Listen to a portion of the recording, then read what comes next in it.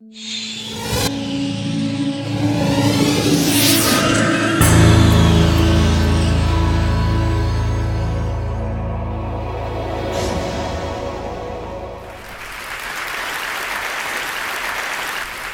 here today to show my photographs of the Lakota. Now, many of you may have heard of the Lakota, or at least the larger group of tribes called the Sioux. The Lakota are one of many tribes that were moved off their land to prisoner of war camps, now called reservations. The Pine Ridge Reservation, the subject of today's slideshow, is located about 75 miles southeast of the Black Hills in South Dakota. It is sometimes referred to as prisoner of war camp number 334, and is where the Lakota now live. Now, if any of you have ever heard of AIM, the American Indian Movement, or of Russell Means, or Leonard Peltier, or of the standoff at Oglala, then you know that Pine Ridge is ground zero for Native issues in the U.S.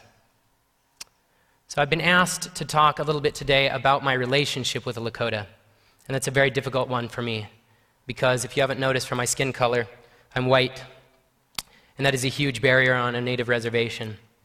You'll see a lot of people in my photographs today, and I've become very close with them, and they've welcomed me like family.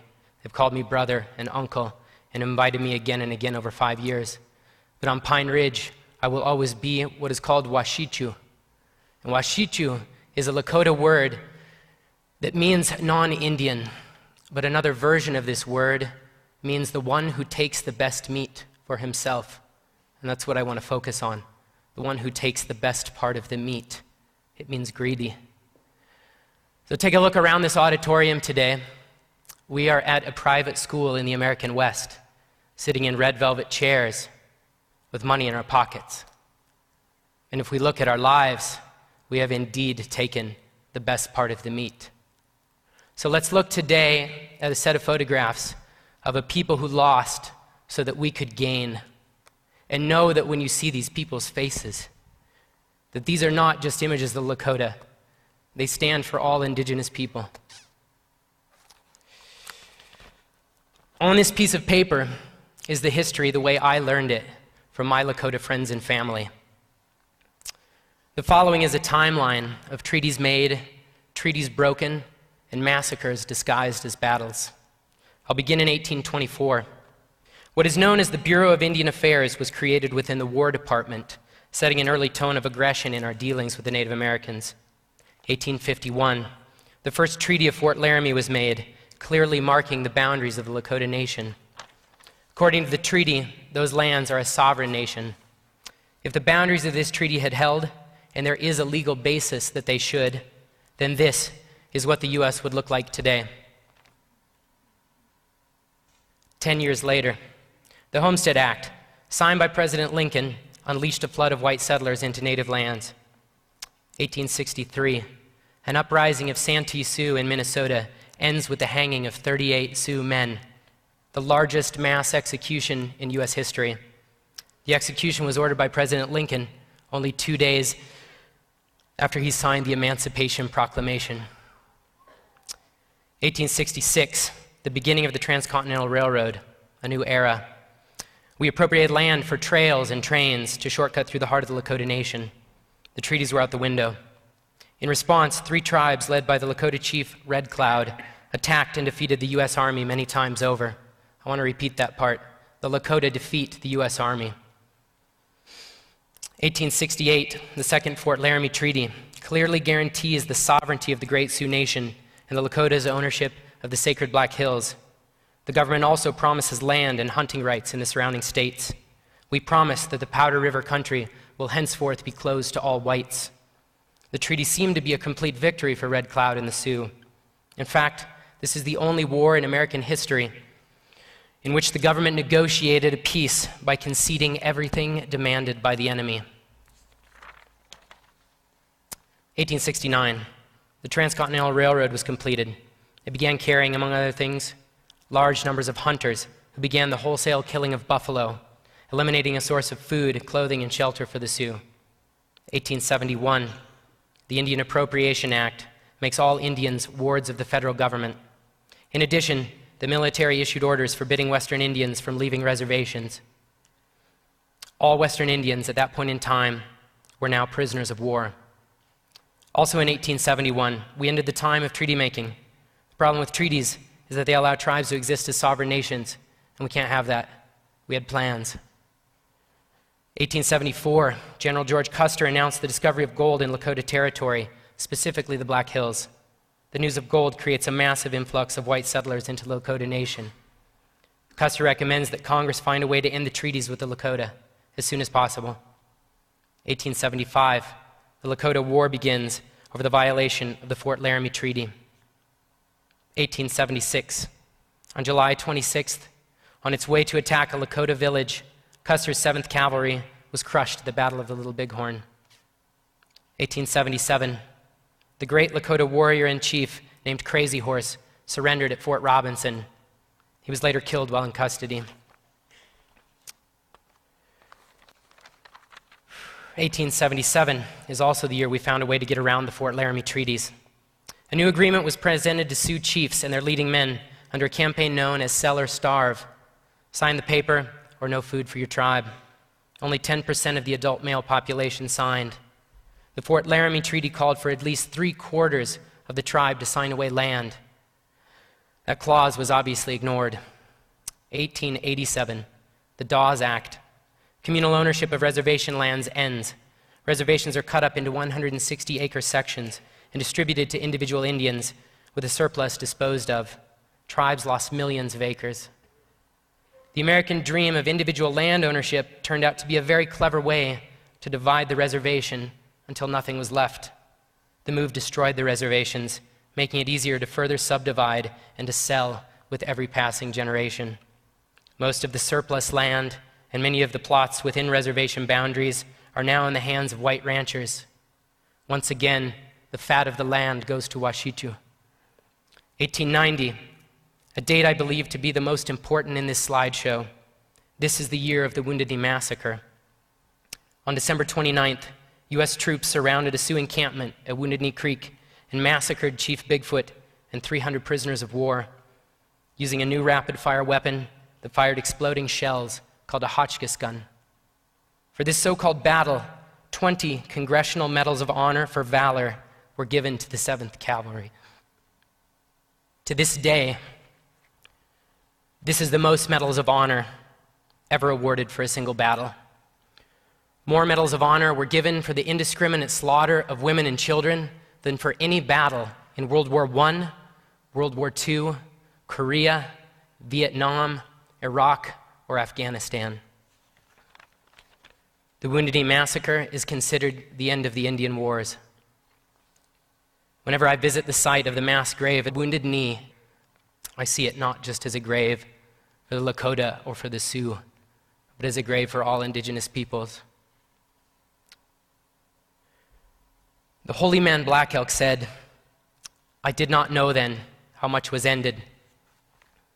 When I look back now from this high hill of my old age, I can still see the butchered women and children lying heaped and scattered all along the crooked gulch. As plain as when I saw them with eyes still young. And I can see that something else died there in the bloody mud and was buried in the blizzard. A people's dream died there, and it was a beautiful dream." With this event, a new era in Native American history began. Everything can be measured before Wounded Knee and after, because it was in this moment, with the fingers on the triggers of the Hotchkiss guns, that the U.S. government openly declared its position on Native rights. They were tired of treaties. They were tired of sacred hills. They were tired of ghost dances. They were tired of all the inconveniences of the Sioux. So they brought out their cannons. "You want to be an Indian now?" they said. Finger on the trigger.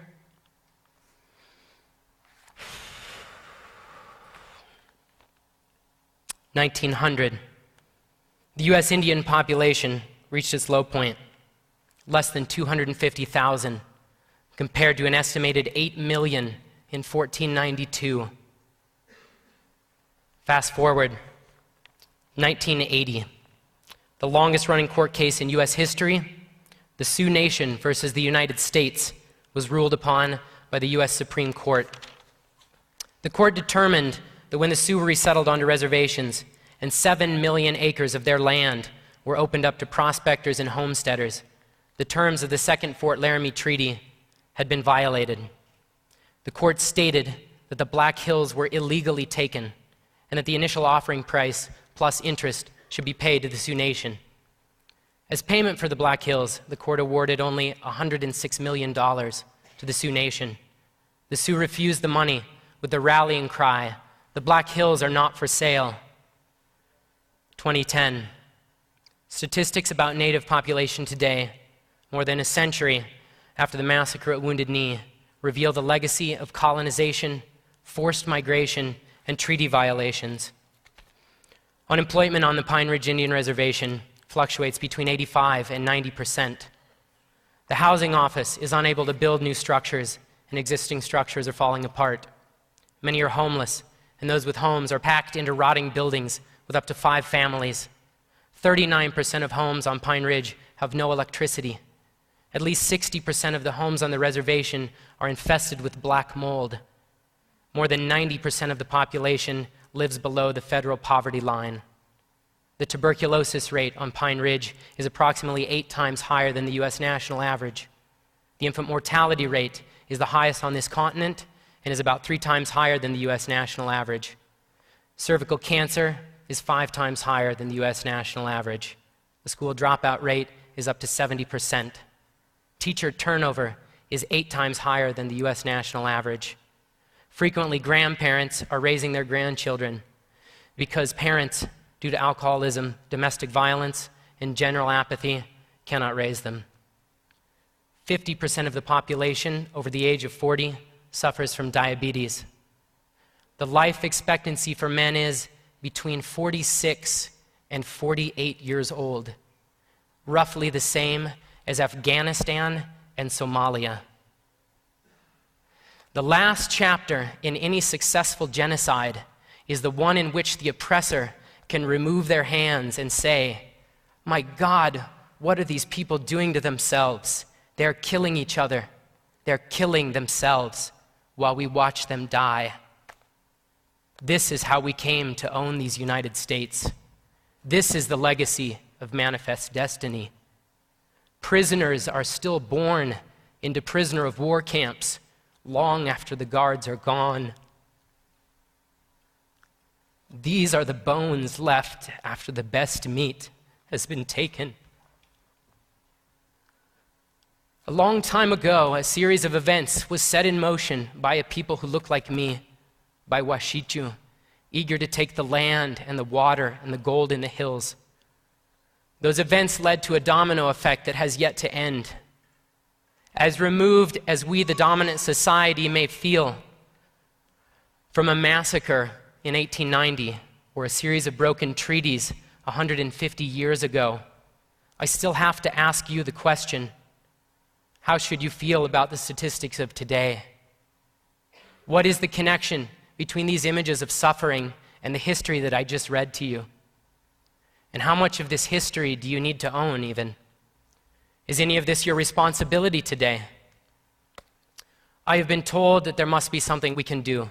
There must be some call to action. Because for so long I've been standing on the sidelines, content to be a witness, just taking photographs. Because the solution seems so far in the past, I needed nothing short of a time machine to access them. The suffering of indigenous peoples is not a simple issue to fix. It's not something everyone can get behind, the way they get behind helping Haiti, or ending AIDS, or fighting a famine. The fix, as it's called, may be much more difficult for the dominant society than, say, a $50 check, or a church trip to paint some graffiti-covered houses, or a suburban family donating a box of clothes they don't even want anymore. So where does that leave us? Shrugging our shoulders in the dark? The United States continues on a daily basis to violate the terms of the 1851 and 1868 Fort Laramie treaties with the Lakota. the call to action I offer today, my TED Wish is this: honor the treaties, give back the Black Hills. It's not your business what they do with them.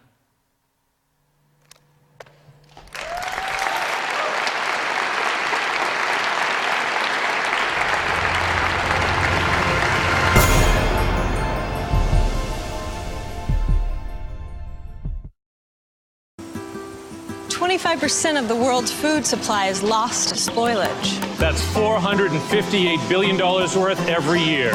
On a smarter planet, we're building intelligence into physical things. So we can know how far our foods travel. Monitor temperature all the way to the market. And know it got to the table fresh.